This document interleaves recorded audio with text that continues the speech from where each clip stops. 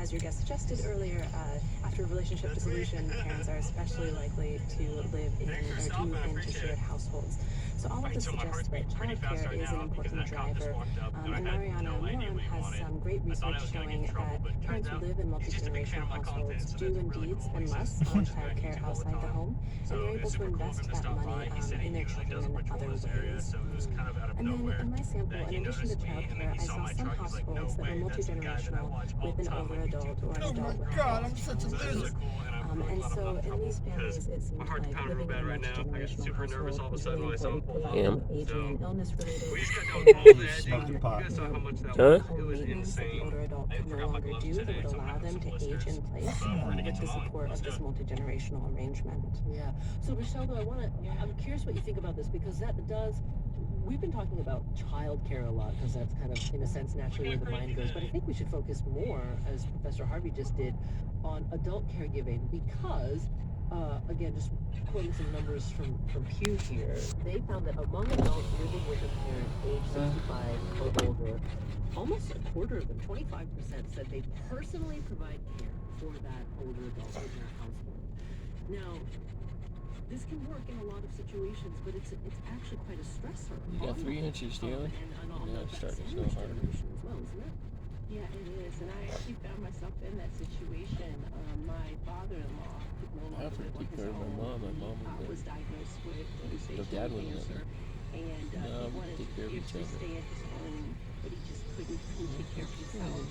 And the decision was made for him to come live with us. And I'm going to be honest with you, it was a couple dark. It was dark at first. He was angry that he had to give up his independence, and I could do nothing to satisfy him. And there was this cloud over our house.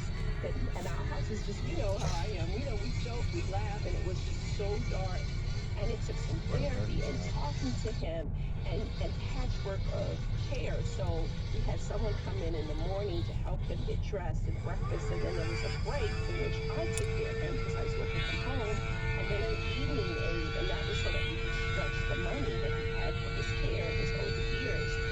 And the evenings were tough because they have this thing called sundown, where seniors, especially those who are ill, there's just something that happens to them when it comes nighttime and they get agitated. And so it was just a lot going on. But I have to tell you, in the end, he died in our home, and we were glad that we were there to care for him and to have our children see us care for him, because then that showed them that one day they would have to take care of us. And so we pulled them into his care to make sure that they understood that this could be a possibility for them later in life. And while it started off dark, I'm just grateful that he allowed us to take care of him in his last years.